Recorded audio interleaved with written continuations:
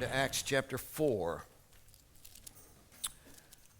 Acts chapter 4, we're focusing on verse 21 of Acts chapter 4.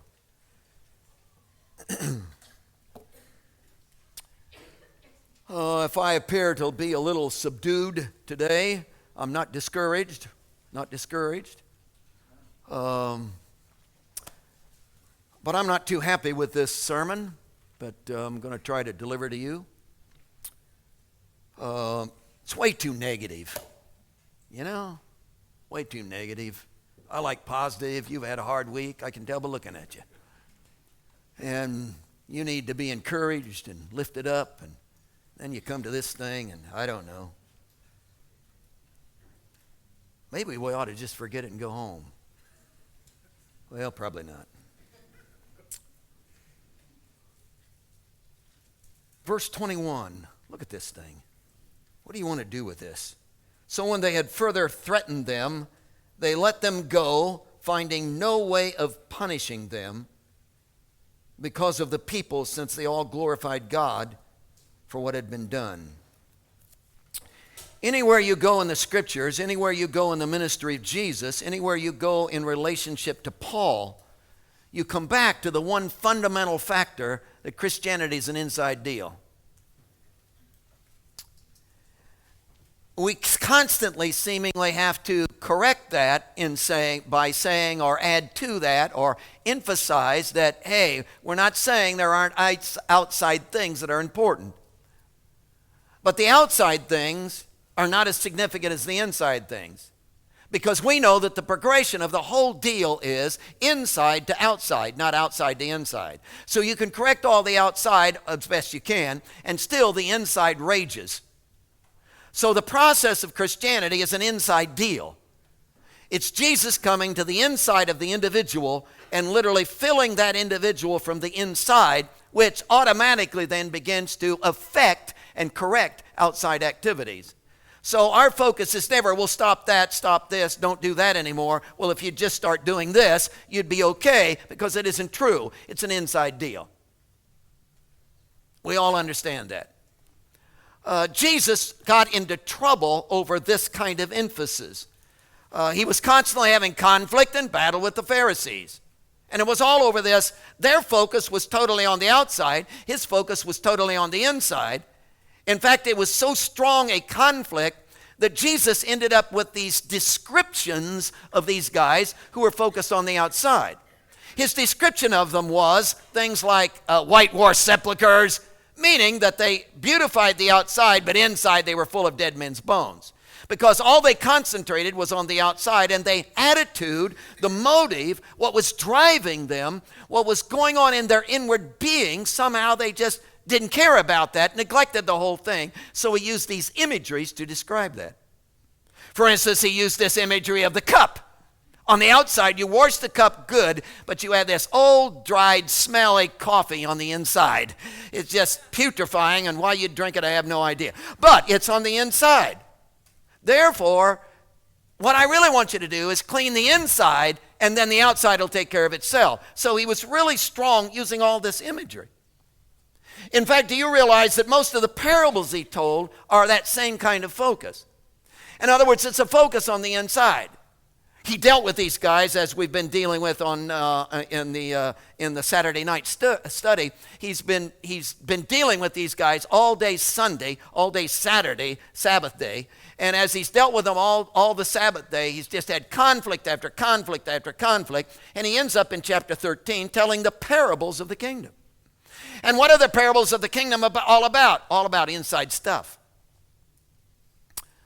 We've been dealing with the mustard seed. What's the mustard seed? Oh, it's planted. And in the planting of the mustard seed, it grows you into a tree, which is an inside deal. It's an inside job.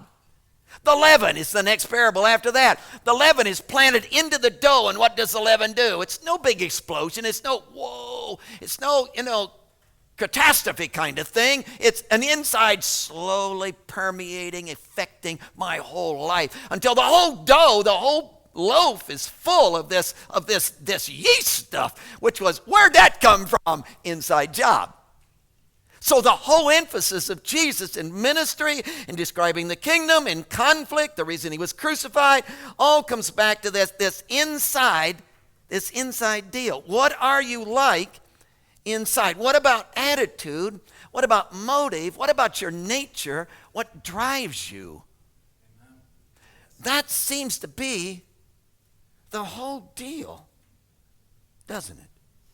So we're always describing sin to you in that context, because that shapes your whole definition of sin. Suddenly sin isn't just about, whoops, you did that, oh, you did that, oh, you did that. That's sin. Quit doing that, you don't sin. Suddenly it isn't that anymore. Suddenly it's sin is anything that's produced out of this wrong inside stuff.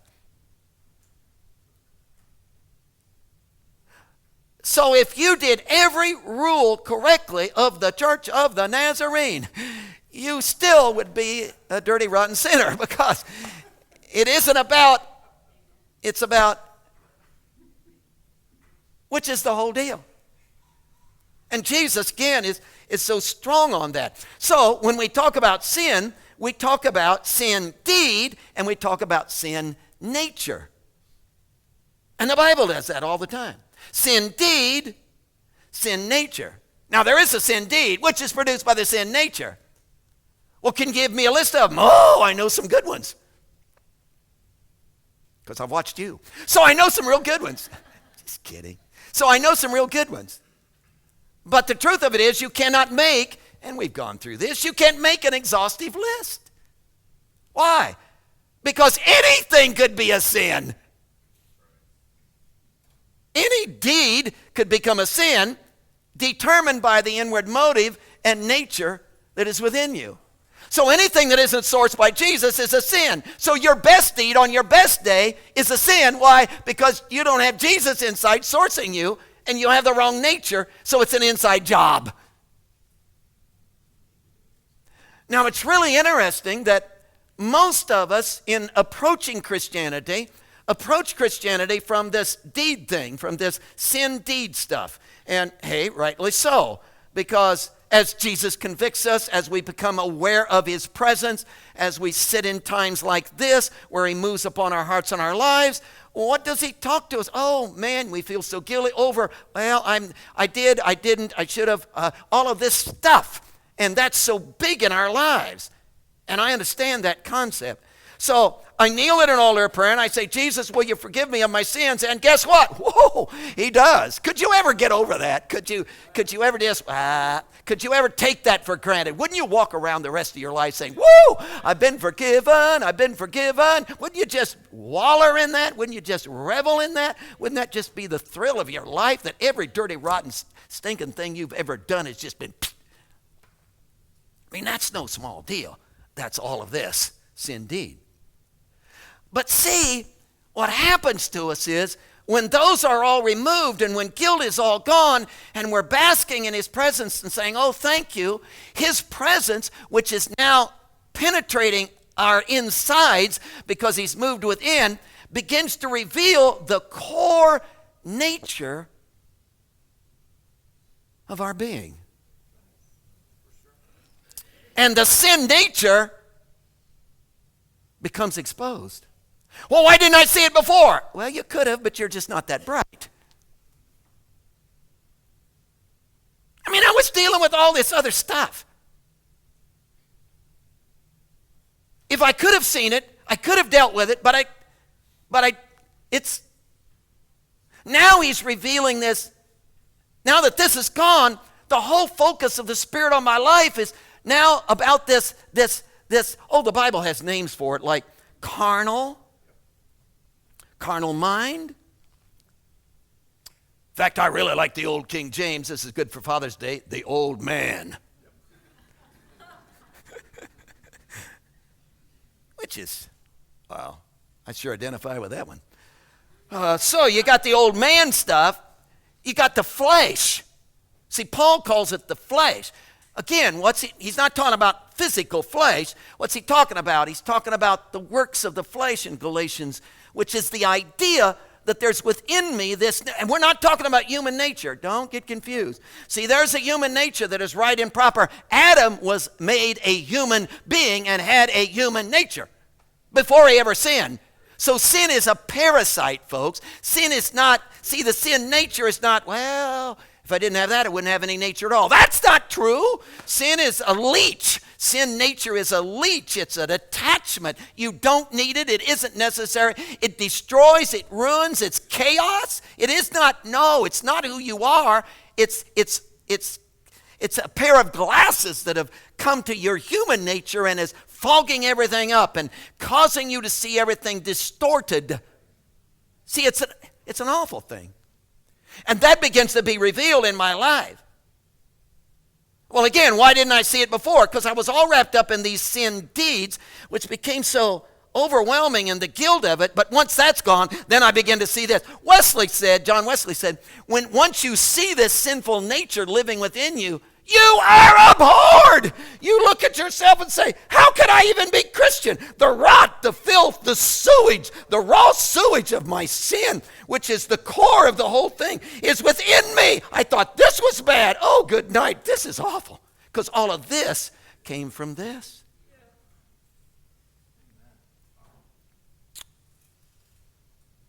Which is really the emphasis of Jesus. So see, my dad would say stuff like this to me as a kid. He said, it takes me all summer to beat out of you what you got in the school system all year long. And basically what he was dealing with was this sinful nature. See, every revival I'd be at an altar, and this was typical of youth camps too. See, I'd run to the altar, oh God, and forgiveness, and guilt and forgiveness, oh, thank you. And how long did it last? Well, 3 weeks maybe. Well, why? Because I didn't deal with who I am. I dealt with what I did, but I didn't deal with who I am. And if who I am doesn't change, I'm going to go back to what I always do.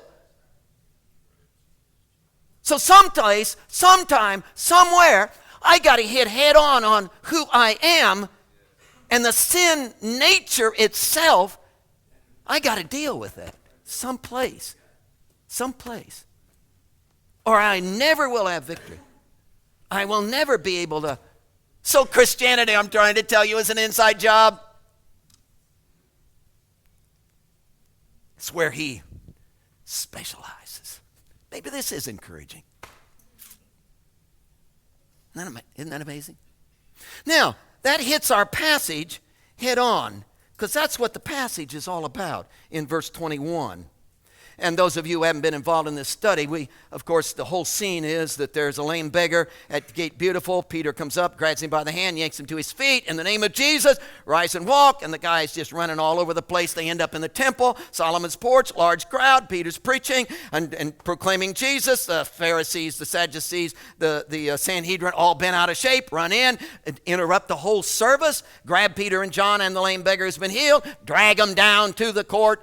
Court's been closed. They put him in jail the night, get him out the next morning, and then the big issue of interrogation becomes, by what name or by what power have you done this? And Peter leans back and just lays out Jesus and says, well, it's the Jesus you crucified that did this. It's the Jesus who's the stone, man. The cornerstone, and you rejected that stone, but God has chosen him to be the chief cornerstone. So that's the deal. That's the Jesus. In fact, it's the Jesus out of which, there is no salvation outside of him. So if you have any dream at all of being saved, don't go any place but straight to Jesus, because he's the only shot you got at this thing. And then the Sanhedrin turned to themselves and said, they are irritating. In fact, they said, the very thing that irritated us about Jesus, is irritating us again. So what came out of Jesus that made us mad is now coming out of these guys that, they've probably been with Jesus. That's probably the problem here. There's more of whatever was in Jesus is in these guys. And so all upset, they put him outside. They shut the door, confer among themselves. What are we going to do with these guys? The miracle, they can't do anything about that. There it is, and all of Jerusalem is talking about it, which our passage states. All of Jerusalem is talking about it, so they can't do anything about that at all. And yet, wow, what are we going to do with these guys?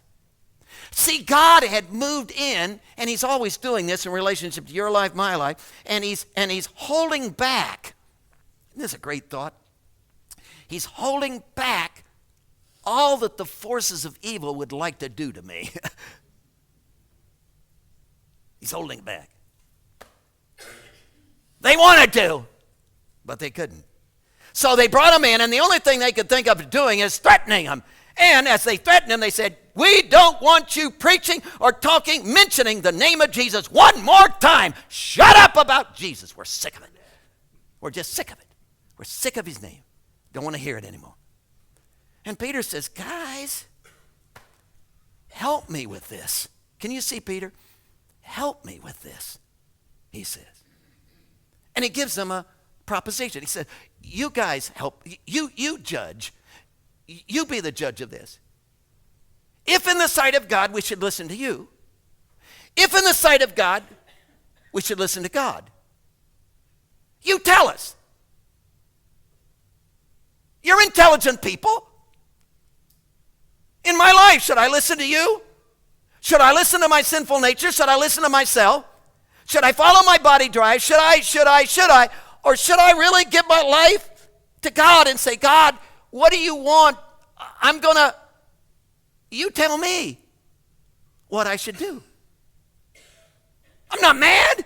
I'm not mean. I'm not threatening you. I'm not upset. I'm just saying, hey, help me, guys. In fact, before you answer, I want to tell you, it says, I don't know how, please help me with it. I don't know, this is Peter, I don't know how we can talk about anything except what we've heard and what we've seen. If you guys could have been there, we spent 40 days with him in his resurrected presence. I'm telling you, it was mind-boggling. I'm telling you, it was infallible proofs. There was no question about it.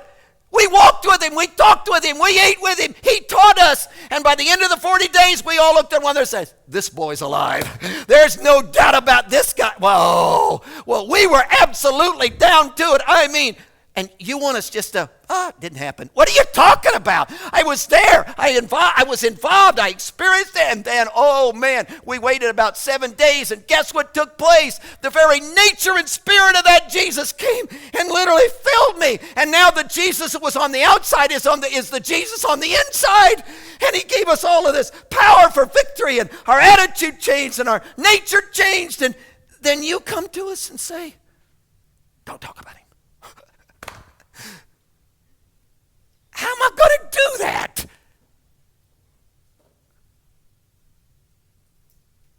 See, it isn't that Christianity has a rule.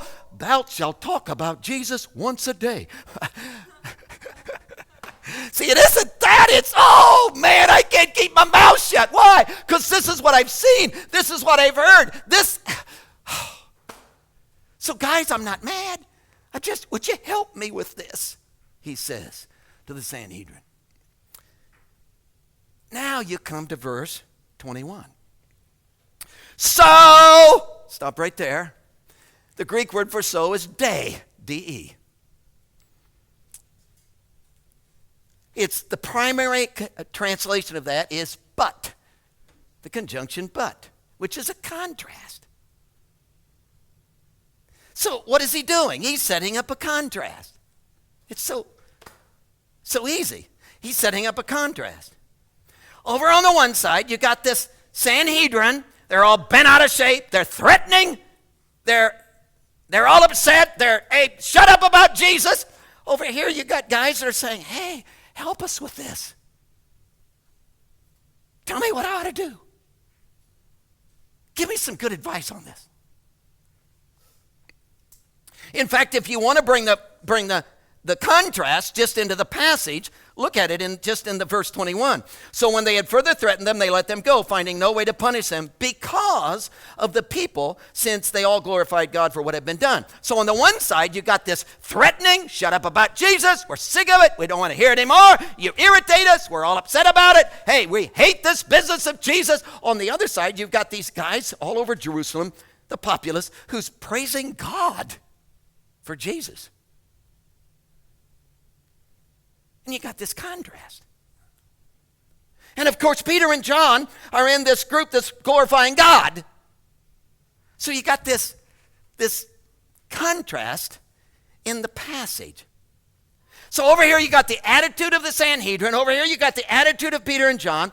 Over here you got what motivates the Sanhedrin, the Pharisees, the Sadducees. Over here you got what motivates Peter and John. See, you got this contrast, which is a contrast, people, of nature. Now, the key word in the passage is this punishing idea. Look at this thing. So when they had further threatened them, they let them go, finding no way to punish. No way of punishing them. We want to, but we can't. We really do. Boy, I'd like to step on your face. I'd like to do to you exactly what I did to Jesus, but I can't. There's pressure, you know. There's social pressure. The populace would be upset because they think this miracle's great. Oh, I can see what it would do to the offerings. So I can't do that. So they're shut down, but it's still there. Now, the word punishing, it's really interesting, only used twice. It's the Greek word kolazo. It's only used twice in the whole New Testament. So this is an unusual word, people, which I thought was really interesting. It's an unusual word. It means to cause to suffer. Boy, I'd like to see you suffer. To injure. Boy, I'd like to break your bones. To penalize. I'd like to kick you in the teeth. It's that idea. Ever had those thoughts?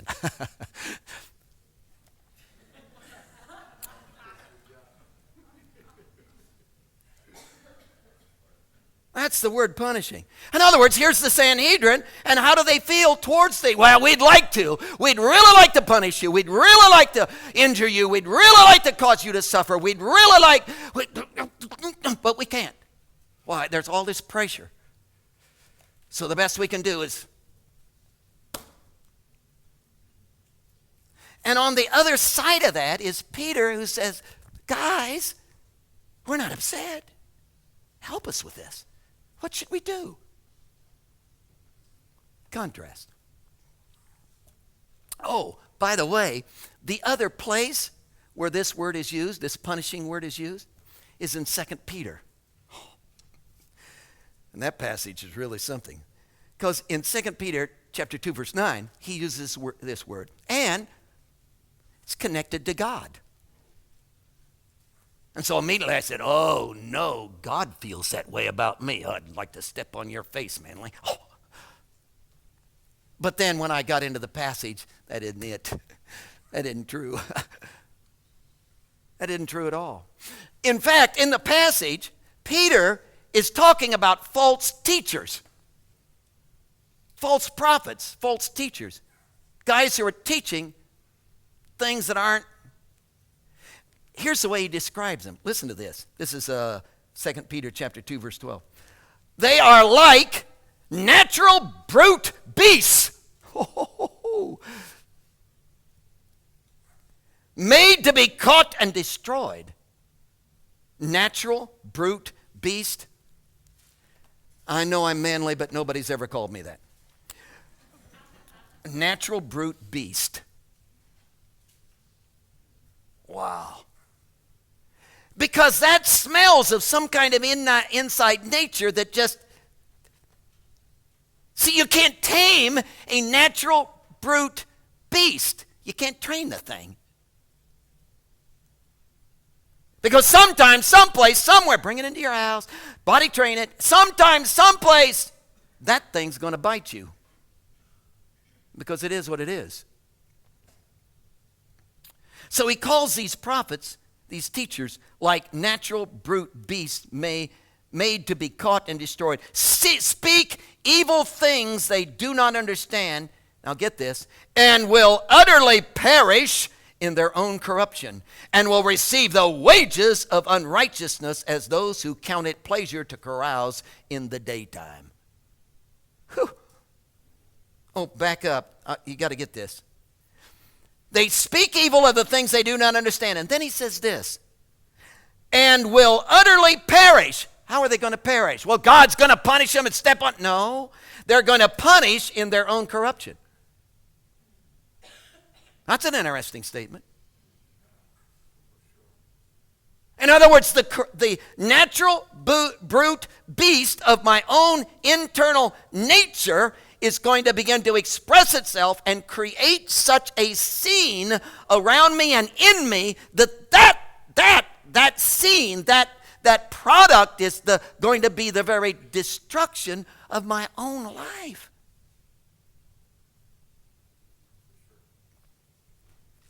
And as if that isn't enough, and will receive the wages of unrighteousness. So they're going to get what they earned. And where's God in all of this? Well, in verse 9 he says, God is standing back, reserving their punishment to the day of judgment. In other words, God is holding this back so that this is not devouring them now, but it will one day.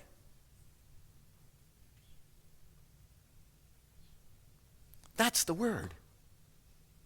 So I don't want you to think in terms of God never feel, I'd like to injure them. God never, I'll put them in their place. God never, I'd like for them to suffer. God never, no. Doesn't exist in the scriptures, folks. That doesn't mean there isn't injury, there isn't suffering. Just you can't blame God for it, because he's not in on that. So you got the contrast. Man, I'd like for you to suffer. Man, I'd like to injure you. Man, I'd like to step on your face. There's that whole attitude. But over here, can you help us, guys?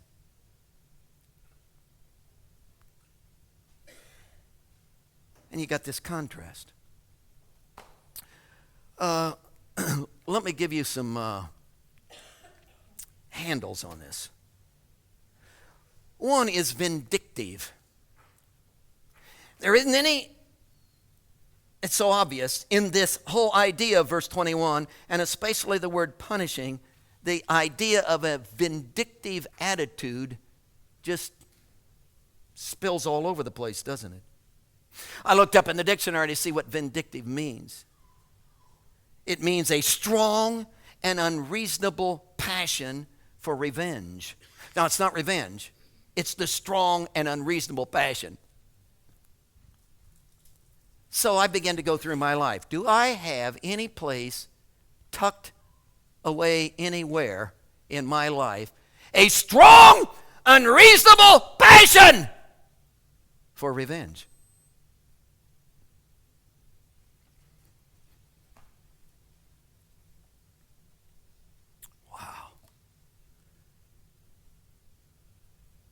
That's a scary search of what I've hid, what. So just concentrate on the strong and unreasonable passion. Just concentrate on that. Do I have, I'm not going to do anything. I'm not going to get a gun and blow your head off. I'm not going to do that. But do I have this?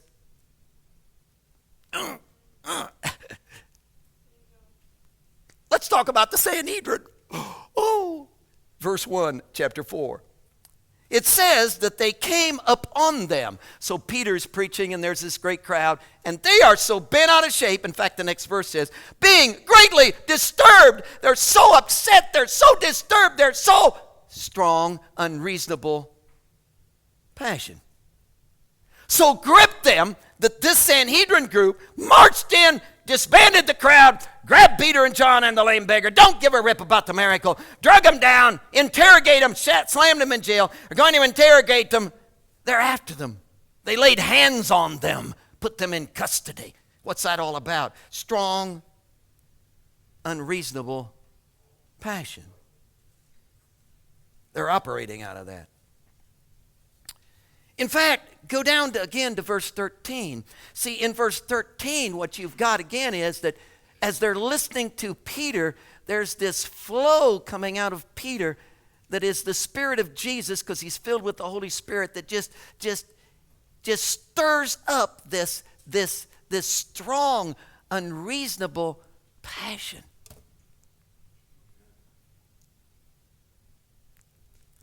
You know, Jesus is irritating. Anybody who's always right is irritating.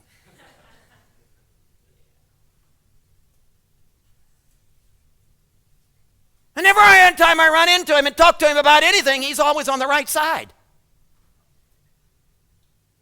I wish he'd just give me one time wrong advice.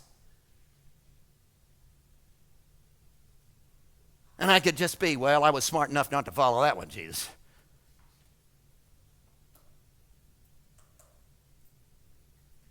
And I find within myself this strong, unreasonable passion. But here's the interesting thing. See, I don't know how to walk you through this. Here's the interesting thing. I'm just talking about me now. You're probably a whole different breed of people. But in my life, the strong, unreasonable passion has never been against Jesus. I want Jesus. I really do. I've got sense enough to know. I've been in his presence enough. I've experienced forgiveness. That he is good, right, proper. There's no problem. See, I don't know that I've ever, Jesus, I have a strong, unreasonable passion for revenge on you. I don't have that. You know where it shows up in my life? Oh, you'll never guess. Do you? If I'm going to have strong, unreasonable passion for revenge, you know what that's going to focus on? You. I really got ticked off in 1 John. I was back, this was way back in never mind. Anyhow, I was studying this 1 John, chapter 4, verse 8. God is love. Oh, yes, yes, yes, yes, yes. Verse 16, God is love. Oh, yes, yes, yes, yes. So you got verse 8, you got verse 16, God is love. Great statement. Oh, I just reveled in that, studied that, got that. It's a predicate noun, and it, went through all that. Verb of being, state of being, went through all that. Really great stuff. God is love. God is love. But you know what? He has the nerve to stick right in the middle of it. Crazy stuff. I mean, really crazy stuff. And anybody with a mind that thinks at all says that's stupid. 1 John chapter 4, verse 11, for instance. Beloved, if God so loved us, we ought to love one another. Now, I have no problem with response. I know that love wants response. I want response. Love demands response. So God loves me. What does he want? Response. I get that. I have no problem with that at all. Love wants response. My wife says, I love you. I say, wow, it's a beautiful day. And she's mad. Why? She wants response. She wants me, I love you too. See, I buy that. I'm in on that. So God comes to me and says, Manley, I love you. And I say, whoa, I love you too, God. In fact, I'll raise my hands during the song service. See, I'm in. I'm responding to God. And he says, nah, keep your hand down. What? No. Put your hand down. What's the problem, God? I don't want you doing that to me. I want you to do that to your fellow man. Now, that doesn't sell any place. Can you imagine? My wife yells at me, I love you! And I lean out the doorway to the next door neighbor's wife and say, I love you! This is not going to fly, folks. This is just not going to fly. It ain't going to happen. So God comes and says, I love you. I love you too, God. No, don't say that. Well, who do you want me to tell? Your fellow man. Well, but I have this strong, unreasonable passion to step on his face.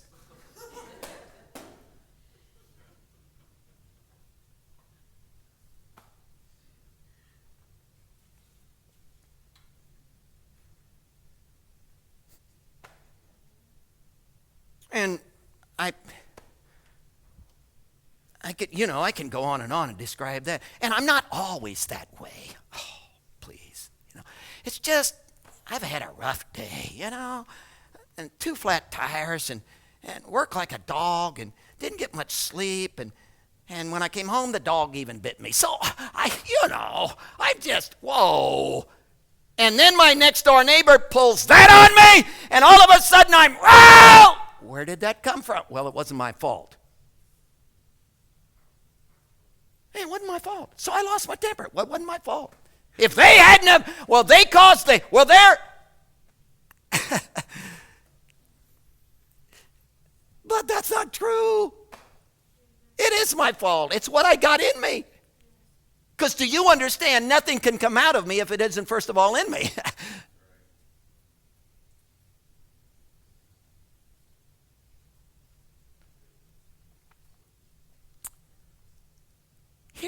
Here's a thought. Do you think that the God is love could actually come and so infiltrate my human nature, not my sinful nature, my human nature, that my sinful nature would actually, it would be like a poison to my sinful nature, and it would just, I can't hang on to this anymore. And it would have to, the leech of my sinful nature would just drop off because it just couldn't hang on anymore. Could God make me Teflon? See, could the God who is love, would this be something? Could he fill me and so infiltrate me and so merge with me and so that my strong, unreasonable passion would be for him and him alone. And I would begin to see you. Oh, Doug dealt with this morning. Good night. It's everywhere. John 15.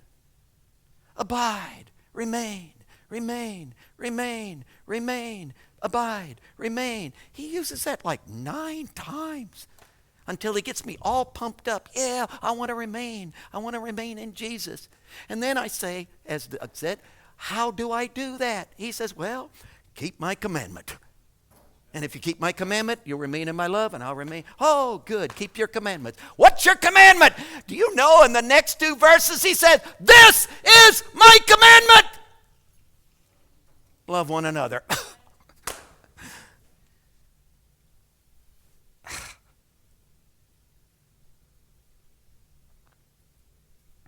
And folks, to tell you the truth, the best I've ever been able to pull off on that is toleration. I can tolerate you. 1 day a week for an hour.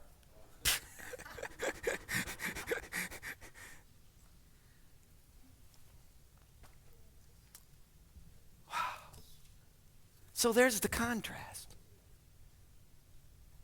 This vindictive, this,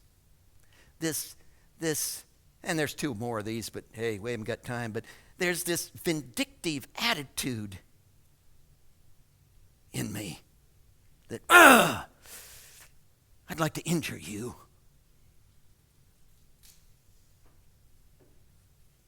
See, I see you in trouble, and you know what my response is? Well, they made their bed. Let them lay in it. See, am I driven to, I think I'll go die on a cross for him. What?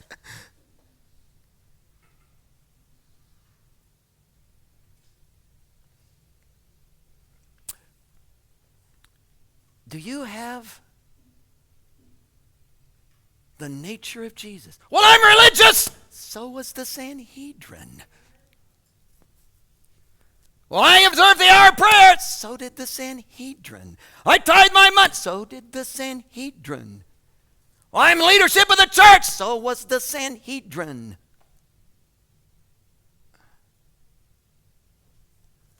But there was this. Do you know some people live their whole life just mad? Angry.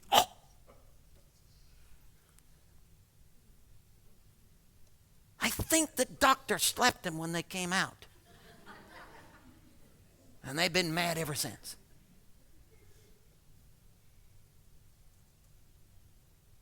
Don't live like that. Please. Please don't live like that. Well, you don't know what they did to me. Yeah, well, that's true. I don't. But it's not worth it. And I think the only chance I got is for this nature. See, I have this nature that's,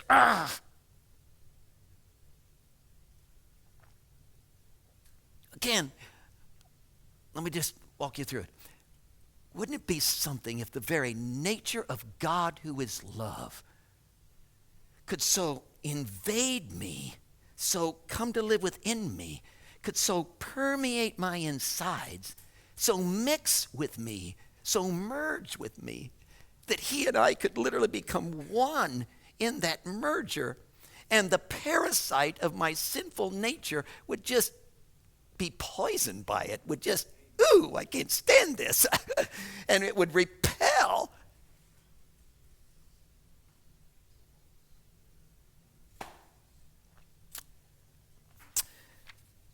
Oh, Jesus. I can quit doing stuff. Yeah. I've developed enough discipline in myself. I can quit drinking coffee, but this strong and unreasonable passion that wants to punish, that wants to. And Lord, I've gone to anger management. I've got that thing under control sometimes. Could you, Jesus, dear Jesus, dear Jesus, dear Jesus, could you give me your mind? Could you invade me? And Lord, I don't want to fight the battle of this thing in me. I don't want to fight the battle of the anger and fight the battle of the hatred and fight the battle of the upsetness and I don't want to fight that thing. I'm tired, God. I don't want to fight that thing. Can you come and change me within? And Jesus, every residue of that attitude, that in me, oh God, reveal it and cleanse it. Reveal it and cleanse it.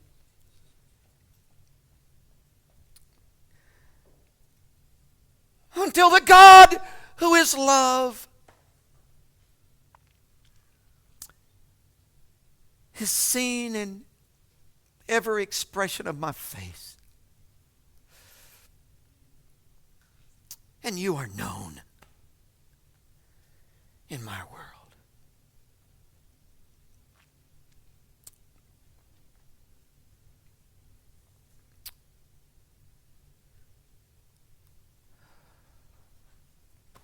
Heads are bowed.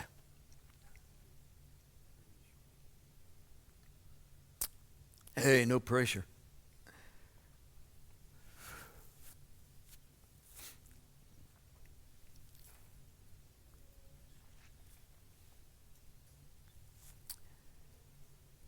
But the conflict, friend, the conflict that you're experiencing within, I'm not talking about deeds now. I'm talking about the conflict that you're experiencing within, where you want to but find resistance to. You know you should, but there's that conflict. You know you shouldn't be, but you are. How do you handle it? This is how you handle it. You give it to Jesus. You let him fill it. You let his nature so permeate that the strong and unreasonable passion of your life is for him. And all this other stuff just can't hang on anymore. It just can't hang on. It's a parasite. And it just can't stay attached. It just drops off.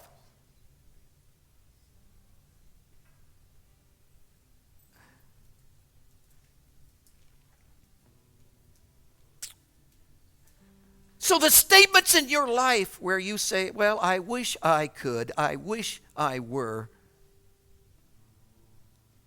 are all found here. In the invasion of his presence. Would you get in the spiritual posture that allows him, that releases him in your life? Our altar's open for you just to respond. And if you can't kneel, we understand. Front seats are available if you need to sit. But just, hey, no pressure. Just, wow. God is love filling me. Can you imagine standing before the Sanhedrin saying, guys, help me with this. I'm not mad. You threw me in jail, but I'm not mad. You want to step on my face, but I'm not against you.